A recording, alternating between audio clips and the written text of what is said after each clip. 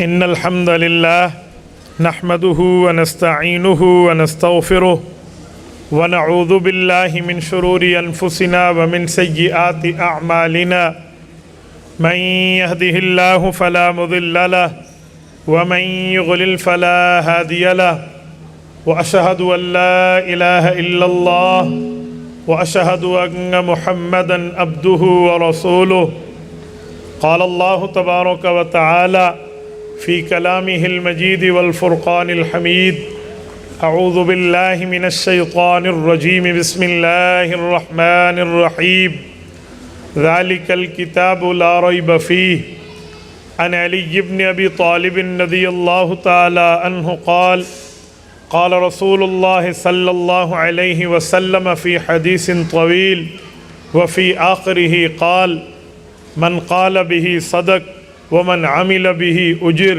ومن حكم به عدل ومن دعا إليه هدي إلى صراط مستقيم رواه الإمام الهمام الترمذي في جامعه صدق الله العظيم وبلغنا رسوله النبي الأمي الكريم ونحن على ذلك لمن الشاهدين والشاكرين والحمد لله رب العالمين۔ معزز دوستو، آج 5 ستمبر 2022 بروز پیر ہے اور یہاں ہم دستور میرج ہال ڈیرہ اسماعیل خان میں میرے بھتیجے حافظ مجتبیٰ حسن کی تقریب ختم قرآن میں موجود ہیں۔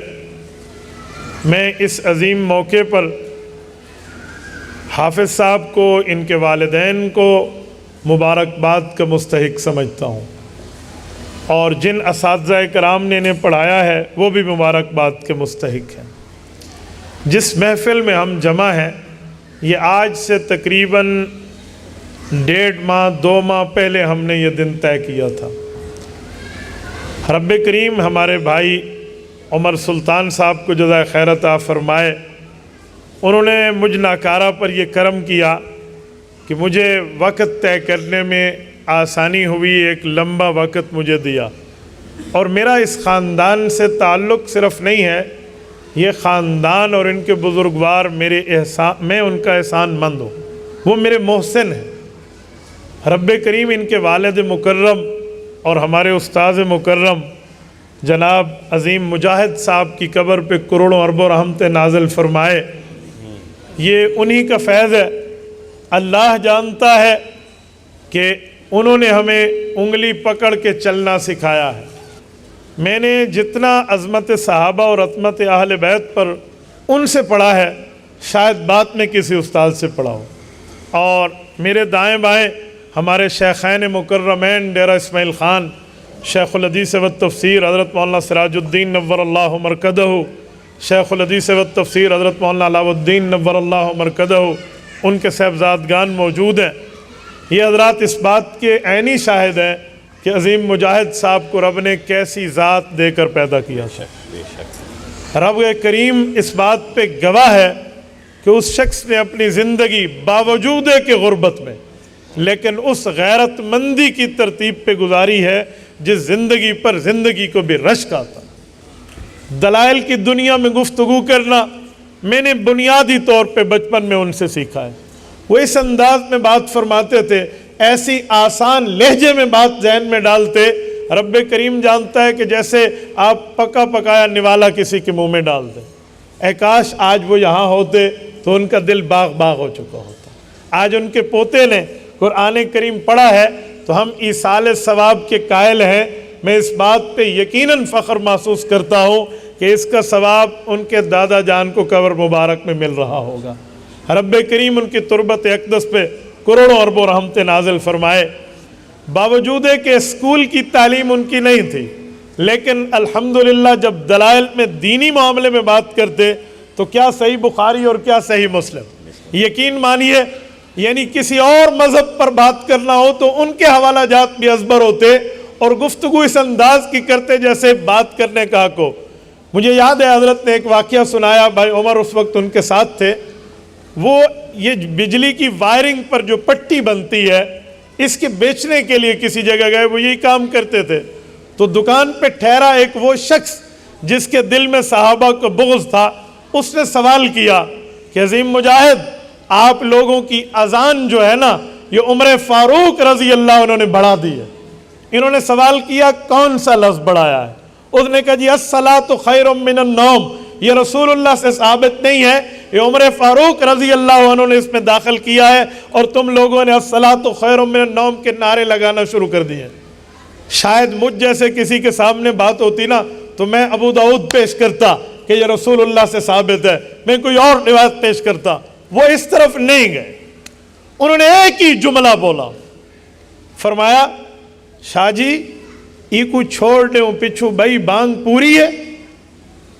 فرمایا اگر یہ جملہ نہ کہیں، پیچھے بانگ پیچھے اذان باقی اذان اگر مکمل ہے تو بھی یہی دیا کر، تو نے بھی تو 2.5 گز بڑھائی ہوئی ہے نا۔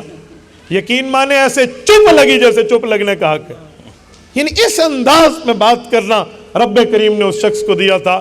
مجھے یاد ہے وہ اشعار پڑھا کرتے تھے، اپنے بنائے ہوئے اشعار۔ حضرت ابوبکر صدیق رضی اللہ تعالیٰ عنہ کو سلامی عقیدت ان الفاظ میں پیش کرتے تھے کہ ہے مشکل رات نبی کی ہجرت والی، ساتھی صدیق یار غار ہے، کندھا صدیق تیرا رسول خدا سوار ہے، 3 میل کی چڑھوں گا چڑھائی میرا نبی سے اقرار ہے، رک جاؤ صدیق رک جاؤ یہی سور غار ہے، سو گیا پیغمبر صدیق کی گود میں، صدیق اللہ کی امانت کا پہرے دار ہے۔ اے دشمن صدیق دیکھ دیکھ کے جل جا، اے دشمن صدیق دیکھ دیکھ کے جل جا، روتا رہے یہ زندگی کو تباہ کر، صدیق آج بھی روضہ رسول میں آباد ہے۔ یہ الفاظ ہوتے ہیں ان کے، یعنی آپ اندازہ لگاؤ ایک آدمی اسکول کی تعلیم سے واقف نہ ہو لیکن ان کا محبت صحابہ کرام اور آل بیت سے اتنی تھی کہ وہ یوں کرتے۔ اور حضرت شیخ الحدیث مولانا علاء الدین نور اللہ مرکزہ کی خدمت میں خواب سنایا، عرض کرنے لگے حضرت میں نے خواب میں امام زین العابدین رحمہ اللہ کی زیارت کی ہے اور میں نے خواب میں ان کے ہاتھ میں ہاتھ دے کر کچھ باتیں کی ہیں۔ حضرت شیخ الحدیث رحمہ اللہ نے فرمایا تو نے تو منامی بیعت کر لی اہل بیت سے۔ تو فرماتے تھے بس میری اہل بیت سے یہ محبت ہے، میری اہل بیت سے یہ پیار ہے، یعنی یہ تعلق۔ آج ان کی نسل کو رب نے قرآن کریم یاد کرایا ہے، اس پر اس پورے خاندان کو میں مبارکباد کا مستحق سمجھتا ہوں۔ آمدم برسر مطلب ہم ایک قرآن کریم کی محفل میں موجود ہیں، میں اس پر چند باتیں آپ کی خدمت میں عرض کرتا ہوں۔ قرآن کریم رب کریم کی وہ کتاب ہے جو صرف ہماری تعریف بیان کرنے کے لیے نہیں آئی، ہمارے پڑھنے اور ہمارے عمل کرنے کے لیے آئی ہے۔ آج مسئلہ یہ ہے ہم قرآن کے فضائل، قرآن سے دلائل مناقب تو بتاتے ہیں لیکن ذاتی طور پہ ہم قرآن کریم کی تلاوت کے اس وقت بالکل حقدار بنے ہوئے ہوتے ہیں کہ ہمیں تلاوت کرنی چاہیے پر ہم نہیں کر رہے ہوتے۔ آؤ سنو میں اس پر ایک جملہ کہتا ہوں۔ قرآن کریم میں رسالت مآب کے مقاصد میں ایک مقصد یہ بیان کیا آمد مصطفیٰ کے مقاصد میں کہ یتلو علیہم آیاتہ، رسول اللہ صلی اللہ علیہ وسلم خود بھی تلاوت فرمائیں اور رسول اللہ صلی اللہ علیہ وسلم امت کو تلاوت سنائیں۔ اب سوال اٹھتا ہے کہ تلاوت کرنی ہے، کیا ترجمہ آنا تلاوت کے لیے ضروری ہے یا ایسے ہی کرے ثواب ہوگا؟ تو ترجمے کے لیے الگ آیت ہے وَيُعَلِّمُهُمُ الْكِتَابَ وَالْحِکْمَةَ، لیکن اگر عالم نہ ہو بندہ، ترجمہ نہ ہوتا ہو، خالی قرآن کریم کی تلاوت کرے تب بھی ثواب سے خالی نہیں۔ اور یتلو علیہم آیاتی میں ایک جملہ سمجھ آتا ہے، وہ کیا فرمایا؟ رسول اللہ صلی اللہ علیہ وسلم تلاوت کریں گے۔ اب جب ہم حضور پاک کی اتباع میں قرآن کی تلاوت شروع کریں گے تو کئی فوائد ہیں، ہماری ذات کا فائدہ بھی ہے، جس مکان میں ہم پڑھ رہے ہیں، جس جگہ پڑھ رہے ہیں اس کا فائدہ بھی ہے۔ آپ کہیں گے کیسے؟ اپنی ذات کا فائدہ حدیث پاک میں امام بیہقی رحمہ اللہ نے شعب الایمان میں یہ روایت نقل کی ہے، حضرت عبداللہ ابن عمر رضی اللہ عنہما کے واسطے سے نقل کی ہے، فرمایا ان هذه القلوب تصدع كما يصدع الحديد، فرمایا دلوں کو زنگ لگ جاتا ہے جیسے لوہے کو زنگ لگ جاتا ہے۔ رسول اللہ سے صحابہ کرام نے پوچھا فما جلاؤها یا رسول اللہ، اس زنگ اتارنے کی ترتیب کیا ہوگی؟ فرمایا تلاوت القرآن، قرآن کریم پڑھو گے تمہارے دلوں کا زنگ اتر جائے۔ تو تلاوت کا ایک فائدہ اپنی ذات پر ہے، دوسرا فائدہ اس مکان پر ہے. مکان کے فائدے کا معنی رسالت امام علیہ السلام کی حدیث مسند احمد میں امام احمد ابن حنبل الشیبانی المتوفى 241 ہجری رحمہ اللہ لائے ہیں. حضرت رسول اللہ صلی اللہ علیہ وسلم کی روایت حضرت ابن مسعود کے واسطے سے کہ اللہ کے رسول نے فرمایا جب تم قرآن کریم میں رب کریم کا ذکر پڑھتے ہو، یعنی اللہ کی طرف سے آیات جو نازل ہیں ان کو پڑھتے ہو، تمہارے اوپر سکینہ نازل ہوتی ہے اور فرشتے تہ بتہ اترتے ہیں حتیٰ کہ آسمان تک ان کی قطاریں پہنچ جاتی ہیں. تو میرے دوستو، تلاوت کا فائدہ مکان پر بھی ہے، تلاوت کا فائدہ ذات پر بھی ہے. اور کلام اللہ شریف کو آج لوگ کہتے ہیں بغیر سمجھے پڑھیں تو فائدہ نہیں ہے، اور خدا کے بندے سمجھ کے پڑھو بہت فائدہ ہے. اور اگر بغیر سمجھے پڑھو، صرف الفاظ کی تلاوت کرو، تب بھی فائدے سے خالی نہیں ہے. آپ کہیں گے وہ کیسے؟ یہ حضور پاک نے تلاوت کی بات فرمائی ہے، تو تلاوت صرف الفاظ پڑھنے کو کہتے ہیں. آج کل کچھ لبرلز لوگ حضرت یہ اعتراض کرتے ہیں کہ لفظ پڑھنے سے کیا فائدہ ہوگا، پہلے مطلب سمجھ لو، اور اس پر مثالیں دیتے ہیں. جیسے جراج پوری نے مثال دی ہے، غلام احمد پرویز نے مثال دی ہے. یہ جو منکرین حدیث ہیں وہ کہتے ہیں تمہیں کوئی دوست خط لکھے اور تم روزانہ اس خط کو پڑھتے رہو، عمل نہ کرو، تمہیں کوئی فائدہ ہوگا؟ لوگ کہتے ہیں نہیں یار، دوست کا خط آیا، اس کو پڑھیں گے، عمل کریں گے تو فائدہ ہوگا. کہا تمہیں اللہ نے بھی خط لکھ کے قرآن دے دیا، اب خالی لفظ تم پڑھ رہے ہو اور اس کا مطلب نہیں سمجھتے، تمہیں کوئی فائدہ نہیں ہونا. اور اللہ کے بندے، یہ کوئی عام ناول ہوتی، کوئی ڈائجسٹ ہوتی، کوئی عمران سیریز کی بکس ہوتی تو کہتا اس پہ عمل کرو تب فائدہ، خالی پڑھنے سے نہیں ہے. یہ وہ کتاب ہے جس کو رسول اللہ نے فرمایا صرف تلاوت کرو گے تب بھی تمہارے دل کا زنگ اترے گا. تو میرے دوستو، اسے خود بھی تلاوت کا معمول بنائیں. نمبر 2، ہمیں چاہیے ہم حضور پاک کی منشا، جو حضور کی خواہش ہے، اور اللہ رب العزت کی طرف سے جو حکم ہے، ان دو کی پابندی کریں. وہ پابندی کیا ہے، وہ منشا کیا ہے؟ سنو، سورۃ قیامہ کا پہلا رکوع پڑھنے لگا ہوں، پارہ نمبر 29. حضور پاک کی عادت مبارکہ تھی، حضرت جبرائیل آتے، وہ آیت پڑھتے، ابھی ختم نہ ہوتی، حضور پاک ساتھ پڑھنا شروع کر دیتے. ابھی پوری آیات نہ اترتی، حضور ساتھ ساتھ دہراتے. رب کریم نے آیت اتاری، فرمایا لا تحرک بہ لسانک لتعجل بہ. محبوبم، یہ کام اب مت فرمائیں کہ آپ آیت کے ساتھ آیت پڑھیں. اب یہاں دفع دخل مقدر ہے، چھپا اعتراض ہے اور اس کا جواب ہے. حضور پاک علیہ السلام کو اس وجہ سے نہیں پڑھتے کہ میں صرف آیت دہراؤں، ایک وجہ تھی. وجہ یہ ہے، فرمایا مولا میری چاہت یہ ہے، میری خواہش یہ ہے، تمنا مصطفیٰ یہ ہے کہ اس قرآن کریم کا کوئی ایک جملہ بھی ضائع نہ ہو، میں دہرا لوں تاکہ اگلی نسلوں تک پہنچ پائے. رب نے اس کا جواب دیا، فرمایا محبوب فکر نہ کیجئے، ان علینا جمعہ و قرآنہ، یہ قرآن جمع کیسے ہوگا، اگلی نسلوں تک پہنچے گا کیسے، یہ ہمارا کام ہے. تو اللہ رب العزت کے نبی نے ساتھ پڑھنا چھوڑ دیا.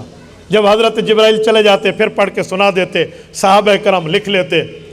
تو آج ہم تک یہ قرآن پہنچا، حضور کی خواہش پوری ہوئی، اللہ کا کام پورا ہوا. ہمیں چاہیے کہ ہم حضور پاک کی اس خواہش پر خود کو اور اپنی اولادوں کو لگائیں جیسے انہوں نے اپنی اولاد کو لگایا ہے. میں کہتا ہوں فیلنگز الفاظ کی محتاج نہیں ہوتی. آج عمر کے دل سے پوچھے نا، وہ بتائے گا میرے پاس لفظ ہی نہیں ہے کہ میرے بیٹے نے قرآن پڑھا اس کی خوشی کتنی ہے. فیلنگز کے لیے الفاظ نہیں چاہیے، احساس بتانے کے لیے عبارت نہیں چاہیے، وہ ایک دل کی فکر کا نام ہے. تو میرے دوستو، اپنے لیے بھی یہ کیجیے اور اپنی اولادوں کے لیے بھی. نمبر 3، جب ہم یہ اپنا حافظ گھر کا تیار کریں گے، اس کا فائدہ کیا ہوگا دنیا اور آخرت میں؟ سنو، حدیث پاک میں ہے، رسالت میں آپ نے فرمایا کہ حافظ قرآن لو کانت فی بیوتکم الدنیا. حضرت معاذ جوہنی کی روایت امام بیہقی نے نقل کی ہے، فرمایا حافظ قرآن تو سورج کی طرح روشن ہے، اور اگر تمہارے گھروں میں آ جائے تو کیا خیال ہوگا. تو یہ دنیا کا فائدہ اور آخرت کا فائدہ، توجہ رکھنا، آخرت کا فائدہ. آپ فضائل اعمال اٹھائیں. حضرت شیخ زکریا رحمہ اللہ نے اپنے خزیمہ سے حدیث پاک نقل کی ہے، حضرت علی المرتضی رضی اللہ عنہ راوی ہیں. اللہ کے رسول نے فرمایا جو قرآن کریم پڑھنے والا ہوگا، اس میں حافظ بھی، قاری بھی اور عالم بھی شامل ہے. یعنی قرآن کریم کا جو ماہر ہوگا، وہ قیامت میں رب کے دربار میں آئے گا اور اللہ تعالیٰ اس شخص کو فرمائیں گے آؤ میں تمہیں خصوصی پیکج دے رہا ہوں۔ مولا وہ کون سا پیکج ہے؟ فرمائیں گے جا تو اپنی فیملی میں معلوم کر کون وہ بندہ ہیں جن پر جہنم واجب ہو چکی ہے، ڈیسیجن ہو چکا ہے ان کی جہنم میں انٹری کا، اور وہ رو رہے ہیں کہ ہائے ہائے ہم تو جہنمی، ہائے ہائے ہمارے لیے تو جہنم لکھ دی گئی۔ تو فرمایا اللہ میں ان کے پاس جاؤں تو کیا کہوں؟ کہا یہ خوشخبری لے کر جا، 10 بندے آؤ، آج میرے قرآن کی مہارت کی وجہ سے اللہ تمہیں جنت کا مستحق بنائے۔ عشرۃ من اہل بیتہ کلہم وجبت علیہ النار، 10 بندے۔ تو میں ایک جملہ کہنے لگا ہوں، آپ میں اکثر لوگ تاجر بھی ہیں اور اپنے اچھے پیشے سے ریلیٹڈ بھی ہیں، تو ہم کیا کرتے ہیں؟ ہماری تجارت ہے نا، تو ہم ایک لیگل ایڈوائزر رکھتے ہیں، ایک بزنس ایڈوائزر رکھتے ہیں۔ کیا معنی؟ بزنس ایڈوائزر جو ہماری تجارت میں ہمیں اچھے مشورے دیتا ہے، اور لیگل ایڈوائزر اگر کوئی پرابلم ہو گیا، کوئی منی ٹریل دکھانی پڑ گئی یا کچھ اکاؤنٹس کی باتیں FIA کو یا باقی ڈپارٹمنٹ کو پیش کرنی پڑ گئی تو وہ میری قانونی معاونت کرے گا۔ سنو میرے دوستو، اگر دنیا کا کاروبار بزنس ایڈوائزر سے، لیگل ایڈوائزر سے اچھا ہو سکتا ہے تو آؤ قیامت میں بھی اپنا ایک سفارشی بنا لیں۔ قیامت میں بھی تو ہمیں ایک ایڈوائزر چاہیے نا، جو ہمیں جہنم سے نکال کے جنت لے جانے کی راہ دکھائے۔ وہ حافظ قرآن ہے، وہ حافظ ہے۔ آپ قرآن کا حافظ عالم بنائیں گے، یہ قیامت میں آپ کی بخشش کا ذریعہ بنے۔ ہم دنیا میں تو اپنے لیے ایڈوائزر ڈھونڈتے پھرتے ہیں، آخرت کے لیے نہیں ڈھونڈتے۔ ہمیں آخرت کے لیے ڈھونڈنا چاہیے۔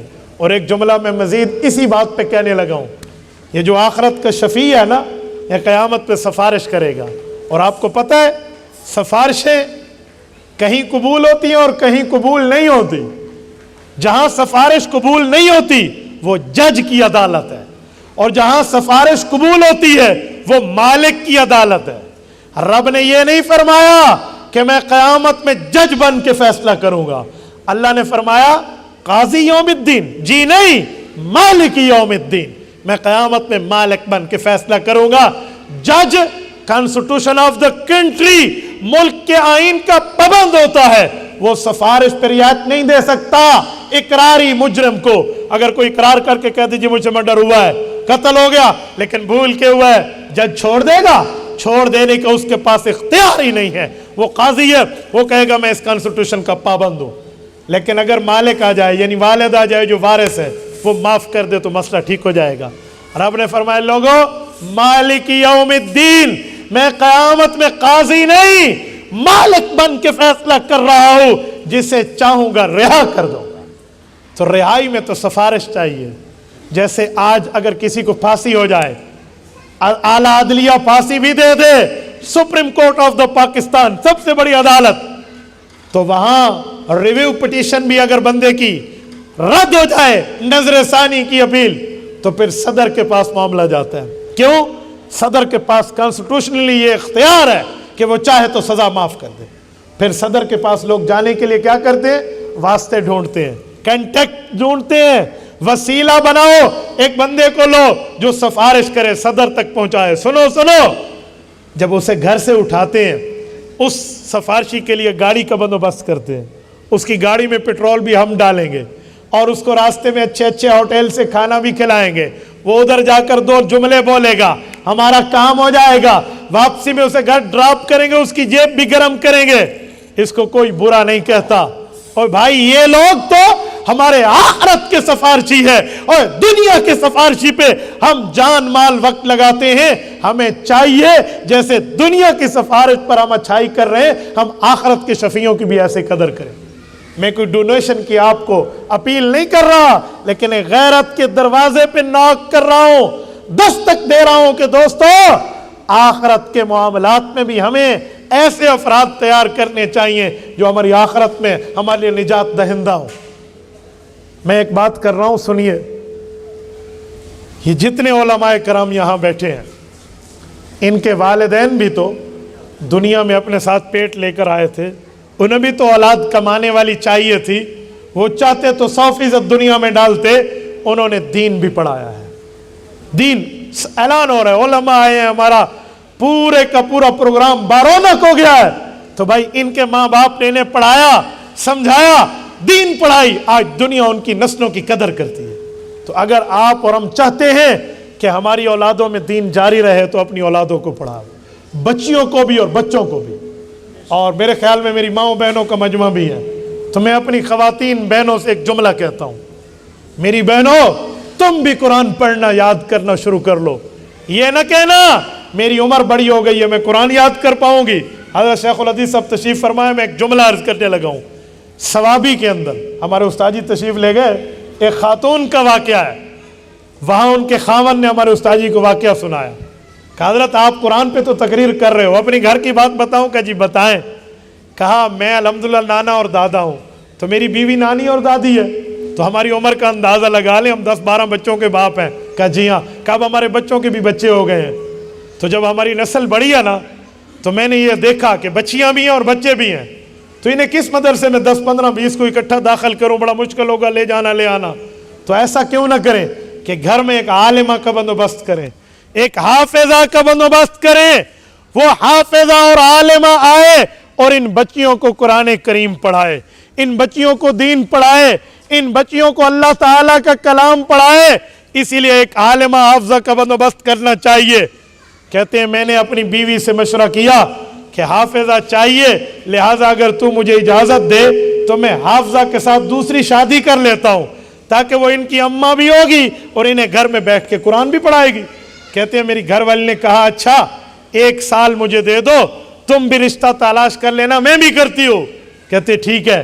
1 साल गुजरने के बाद, DI खान के गयूरों जरा मेरा जुमला सुनना, 1 साल के बाद उस बूढ़ी खातून ने अपने शौहर नामदार को बुला के कहा आओ, और कुरान करीम सामने रखा और कहा इसलिए अगर दूसरी शादी करना चाह रहे थे कि तुम्हें हाफिजा चाहिए, अलहम्द के अलिफ से वन्नास के सीन तक मुझसे सुन लो, तुम्हारी बीवी पूरे कुरान की इस 1 साल में हाफिजा बन चुकी है। उमर नानी और दादी पर है। और हमारे यहाँ क्या कहते हैं, अल्लाह माफ करे, हिम्मत को तोड़ने के लिए बुढ़ा तोता न बे करे न ते, बूढ़ा आदमी नहीं पढ़ सकता, बूढ़ी औरत नहीं पढ़ सकती। उस खातून ने इस एतराज को पांव की ठुड्डे से उड़ा दिया।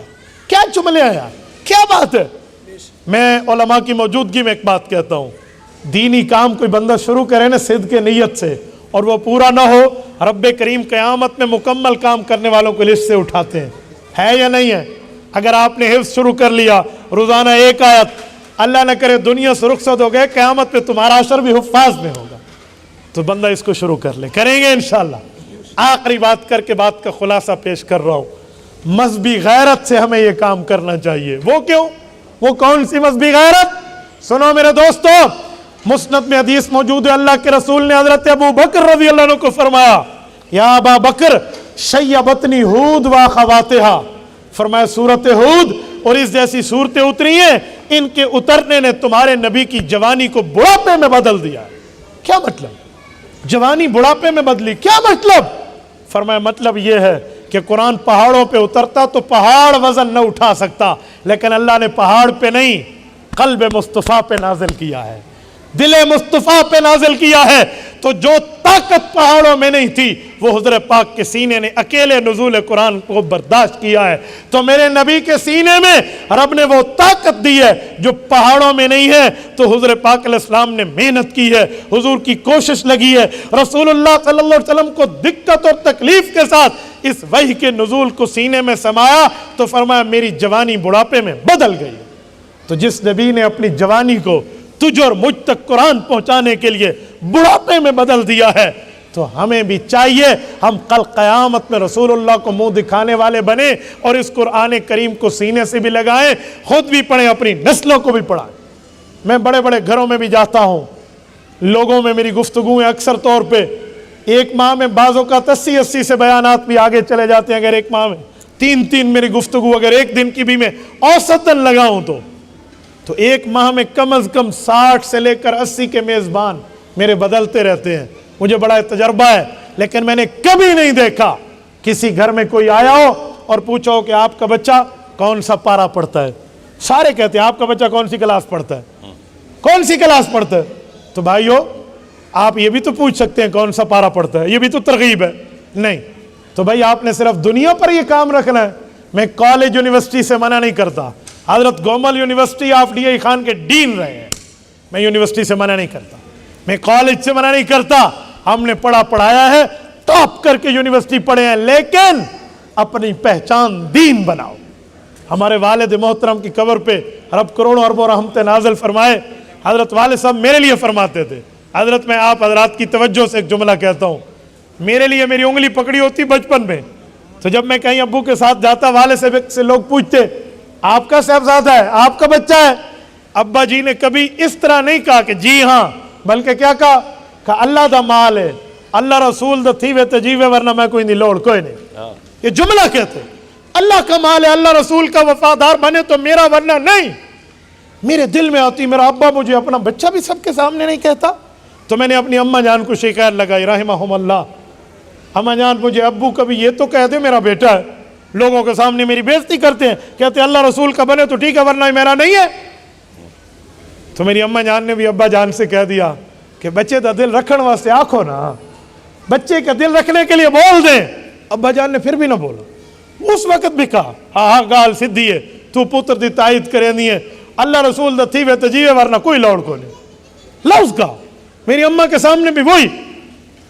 بہرحال میں روتا رہتا تھا, لیکن میں آج سمجھتا ہوں وہ بےزتی نہیں تھی, وہ دعائیں تھیں. وہ بےزتی نہیں تھی, وہ ہمارے حق میں دعائیں تھیں. بس رب کریم ان کی تربت اقدس پہ کروڑوں اربوں رحمتیں نازل فرمائے. اللہ کریم ہم سب کو قرآن کریم اپنے ساتھ سینے میں سمانے اور اپنی اولاد کو پڑھنے پڑھانے والا بنائے. اقول قولی ھذا واستغفر اللہ وآخر دعوانا ان الحمد للہ رب العالمین.